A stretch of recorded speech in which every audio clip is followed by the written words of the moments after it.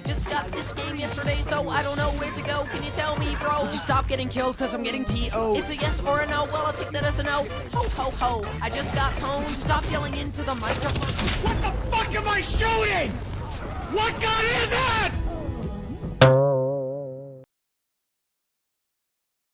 All right, so if you're somewhat new to Quake and trying to figure out, well, how do I get frags instead of getting fragged 10 times over and over? And I think a big part of it that people don't realize comes down to settings and a few simple tweaks that make the enemy model visible, that make aiming a little bit easier for you. They make overall display not as complicated. A few of those tweaks will definitely help your game out quite a lot, in my opinion. I think it's one of the most important things that you can have in Quake Champions, besides, learning movement and weapon combinations and all of that. So let's go ahead and briefly run through the settings, and then we'll see exactly what needs to be done here to improve your game. So first off, we're going to click on the settings icon. We're going to go to game settings, which is the top left tab. And we're going to go through a few of them, okay? So weapon position doesn't really matter. We leave it at default. I prefer the right side. Weapon switch doesn't matter. Auto weapon swap is when you basically pick up or walk over a specific weapon. Let's say you walk over the railgun and all of a sudden your champion switches to that railgun. It's a good habit for you to disable this option so that whenever you walk over an item, if you have a rocket launcher out because you're in the middle of a fight, that you don't switch to a railgun, which might be the wrong weapon for that situation, as an example. So this kind of goes hand in hand with we'll go over the binds for the weapons as well. You want to have each weapon in Quake binded to a specific key on your keyboard or mouse. That'll make the game easier as well. Performance icons, FPS counter. We do want to have FPS so we can see exactly what's being generated in a game in case it's a little bit too low. Public in-game chat. This is all not important. The frame limit. So this is a big one. Okay, depending on what your computer can push for FPS, and the lower the video settings are, the more FPS your computer can push in Quake. The more FPS you have, the better. But at the same time, if your monitor cannot display or too much FPS, then obviously it might not work for you to push the maximum. So for example, if you have a 144 Hz monitor, you can set it as 144, or you can set something above that if you want it to be smooth, or 240 if you have a good enough computer that can push that many FPS. And what a lot of people do is they'll just keep it on infinite, so that way the game can push out as much FPS as possible. See what feels better for you, but the more FPS, definitely the more smoother experience you're gonna have. The menu frame rate. So in Quake Champions, they say that the menu sort of keeps itself on in the background while you're playing a game, and it allocates a specific amount of FPS towards the menu. So what every player does is they minimize this to 60. So horizontal FOV is a big one because Quake Champions starts you out at 120 FOV. So it does zoom out your whole game and you can see a lot of your surroundings. It gives you that cool classic Quake look. Everything moves quicker in appearance. However, not a good thing for aiming, not a good thing for consistency in gameplay, I would say. So most players that, perform at above average level, especially pros, they tend to have a much lower FOV. I would say 90% of people have it at somewhere between 110 to 113, and then there's a few people that have it at 115. So I would say between 110 to 115 is a sweet spot. So for this example, we'll just use 113. Zoom FOV, we can leave it at default. This doesn't matter, that doesn't matter. And that's it for game settings. Really important. The HUD menu, a big one, okay? The first thing we're going to do is go over a few crosshairs. You want to make sure that your crosshair color is different from the enemy model, so that way you can differentiate and better acquire your target. So the best colors for crosshair, I would say, is something visible. So a lot of people like to use yellow, green. You can even use something like hot pink, which is a great color, or red. Any other color is also, available to you to use if you can aim well, but if you're starting out in Quake Champions, I would just recommend, you keep it like something like white or yellow or green. These are like the main three colors that are very visible. My preference is white. For crosshairs, my biggest recommendations, and I've been playing this game since about 2018, the first crosshair is freaking OP. Okay, it's one of the greatest crosshairs ever made. Nobody realizes that. It's a little bit big in its default format, but you can adjust the size of it. So something like 0.75 will make it the greatest crosshair made in the world possibly ever. We have the little cross on the top right, which is a very popular crosshair as well. And that's the one I use in size 0.8, which is just my preference. One other crosshair I highly want to recommend is the bottom right crosshair, and I've been saying it for a long time. something like size 1.5, maybe like yellow, will make this crosshair very strong as well. It's very visible. It has thick lines. It's amazing for rail. It's amazing for LG rockets, you name it. So these are amazing choices here. You want to have the enable crosshair hit color enabled, okay? If this crosshair changes color as you're hit scanning your opponent, which means that as you're tracking your opponent and getting hits, let's say with LG or machine gun, your crosshair will blink, going in and out with a different color, like red as an example. And this makes tracking a lot easier, in my opinion. It helps a lot of people. So have this option enabled, definitely try it out. Keep it on if you can. It definitely helps aiming and makes the game a little bit easier to play. Crosshair hit scale, we'll keep it at 1. Enemy indicators and outlines. This is like crucial in Quake, okay? The problem with default settings is that it sets it to target. We want to have this on. We want to have the enemy outline be on at all times so that it's visible, so you can easier acquire your opponent. So have this on, and then the red outline that comes with default settings sucks, okay? You want to change this ASAP. Human eye cannot track red as well, in my opinion, as something more bright like green or yellow. And then especially with Quake Champions, we have maps that are very reddish, and the background sometimes makes the opponent model blend in more. So you want to avoid that.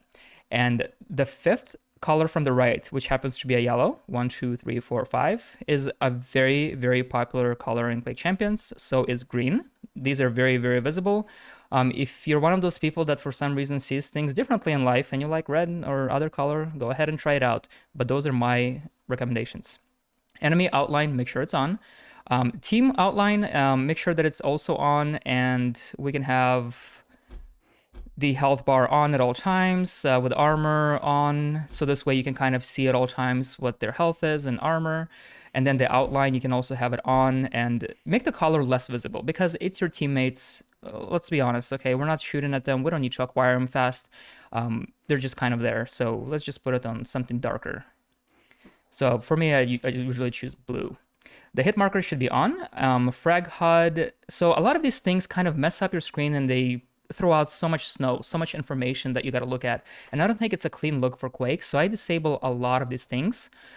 Damage numbers is important. Hit markers are important. They help you aim. Show damage off screen. Sure, it's might be something that's useful. Number scale, leave that alone. And then damage indicator, keep that on. Reward, metal, HUD. I have this option off because I don't really care about rewards if I'm battling someone. I'll look at my rewards and achievements, after the game is over. Speedometer is a great option to have on. I keep it below my crosshair. It helps with your movement, so you can track how fast you're moving, or if you want to improve something in Quake Champions with your movement, it's a very helpful tool. Ability, leave that alone. Directional hints, wouldn't need that. Challenge and spawn, no. Show summary stats, no thank you, no thank you, no thank you. If you disable all of this, it cleans up Quake Champions so much, it makes it better. Okay, so the next section we're gonna go over is controls. So this is your weapon binds, and make sure that your weapons are binded 100%. Every single weapon needs to be a specific button on your keyboard or on your mouse, because in Quake it's really important to use the right weapon at the right time. If you're battling close range, you want to select, a shotgun, a rocket launcher. LG is not going to be effective at very close range. That's a mid-range weapon. So if you're fighting mid-range, you need LG, you need a machine gun, and you don't want to use your scroll wheel, waiting for the right weapon to select itself.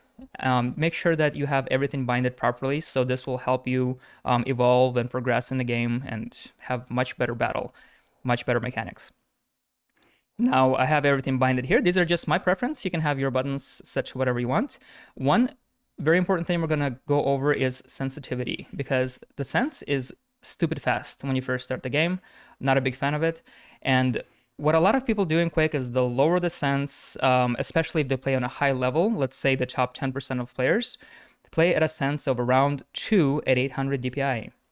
Some of them might go a little bit higher, like myself. I go to like 2.3 sense on 800 DPI. 2.5 might be acceptable as well. 3, in my opinion, is a bit too high.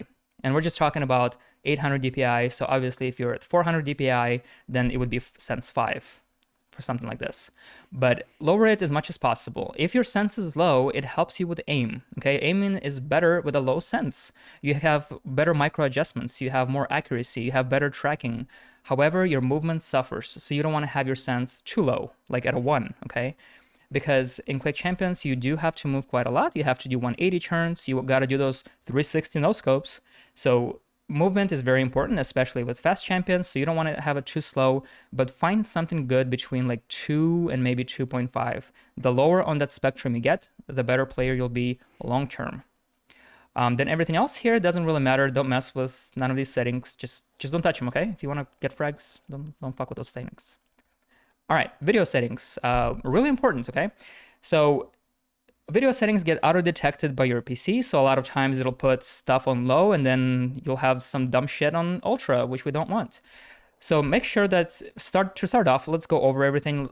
Keep it at full screen. If you go to windowed mode, then your FPS is gonna suffer, so keep it full screen. I play at 1920 by 1080.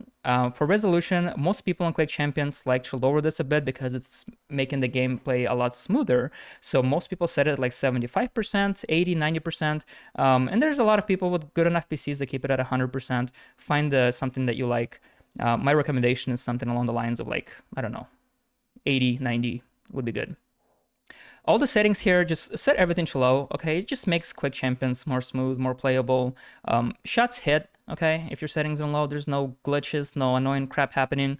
I would recommend you put lighting on high. This is the only option. The reason why is because it makes shadows of enemies, especially if they drop down from a higher ground onto lower ground, you will see their shadow on the ground first, which helps you out because you can prepare to attack them, get the right weapon out, do whatever you gotta do. Shadow quality unfortunately doesn't do that, but lighting quality is built specifically for that, so make sure to set that on high. Enable bloom makes the game, look a little bit better, makes the items brighter, the armors, the mega healths, weapons. Flares are not needed, okay? So those have to do with the sunlight and annoying stuff. All of this we set to low. This is off, then my brightness is 0 and it looks good on my screen. If it's too dark for you, adjust it. And all this stuff doesn't matter. Skip opening movie, sure. Audio settings, really big. So for audio settings in Quake Champions, people don't know this. We have tested a lot of stuff and we've been playing this game for, since it came out. So my recommendation is going to be this. Master volume is not important. It doesn't give you the crucial sounds of your opponent movements and stuff you gotta hear. So most people lower this. So put it like to 4, 5, something along those lines. The audio settings, we don't need menu music. I don't really like listening to it. I'll listen to other stuff or I talk with people because I stream a lot.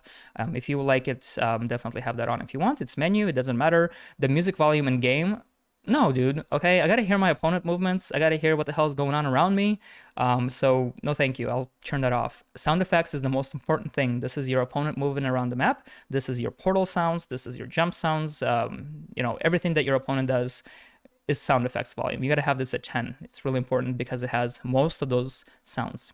The ambient volume is just ambient crap. To make the game somewhat enjoyable, turn it down, but keep it there.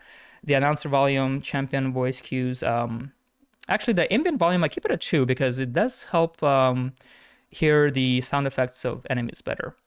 And then announcer volume and champion voice stuff, I typically like to turn it down. They're not as important to me. Taking damage warning is really important. You gotta know when you're being hit. Low health warning, especially if you're new to Quake, is very helpful because you wanna know when you're weak. The heavy breathing, have this option off because it kind of like distracts you whenever your health is low because your champion becomes too loud, like he's been smoking for 50 years and you don't want to hear that. The current patch in Quake Champions makes stereo a little bit better for sounds. They're more consistent, you can hear them better, but depending on game updates as times go by, it might be something different in the future, like surround sound or maybe HRTF option with 3D positioning. Right now it's stereo with this off. Okay, so this is the best sound currently in January 2023. The voice chat, nobody talks in this game. Champion VO quips, turn this up a little bit down. I have it at 0.3, and this is basically the amount of, the frequency of how often your champion talks, and we don't want it to be too often, so we turn it down. The hit beep, we have damage dealt, just keep that at a default, and then kill beep also helps you recognize, hey, you got a frag, okay, with that rocket that you shot doing a 360 no scope, or yeah, with a rocket, I guess you can do that. So default is good. Some people prefer the ding, so just experiment with what sounds you like, which ones you don't. And these are all the settings that we just covered, okay? So this is the game settings. Choose this. for HUD. Really good stuff here. Scrolling down. This is just good stuff. Controls, okay. This is gold. This is gold right here. Turn the sense down, okay. Keep it low. Keep it low. You're gonna have more kills. The lower your sense is, the more frags you're gonna get. Don't believe it, whatever. Video settings, okay. Cool stuff, cool stuff. Gold. This is gold right here. This is, oh, I wish I had this when I started. Audio settings, saving you, okay. I'm letting you hear the opponent. You're gonna be prepared. You're gonna put a rocket in their face, guaranteed. Cool. All right. Select all that. A few other really quick tips. Okay. Use medium champions if you're starting out. Okay. So there's 8 of them. They're right in the middle. 4 on the right are heavy. 4 on the left are light champions. Heavy champions get hit a lot with everything. They attract every single bullet ever fired on planet Earth. So if you're starting out, use mediums. Light champions, they're kind of weak. They spawn with less armor. They get killed pretty quick. Their movement is complicated. You got to learn them a little bit more. So stay away from those if you're first starting. Just get comfortable with medium champions, whichever ones you have unlocked. Okay. The weapon skins don't matter in this game. So if you have somebody shooting plasma at you, okay, a plasma gun which shoots like flying blobs at you, or snowballs, for example, it's the same thing as a nail gun, okay? So your regular nail gun that you get with the game does the exact same damage, has the exact same fire rate. It's no different if your opponent has different models of guns. So gun models do not matter, they're just weapon skins. Also, high ground in Quake is important. I don't know if you ever watched Star Wars and Anakin is like, or who was it, Obi-Wan? Yeah, I have the high ground and let me rain rockets up on your soul and railgun you. So yeah, high ground is important in Quake, so try to keep, you know, second floor, third floor options, looking at your opponents down and shooting them because you can see them better, they can see you as well, and also stick to the edges of the map. You know, don't stick in the middle of the map, just kind of like getting surrounded by opponents and getting shot from all sides. I know Kung Fu. Show me.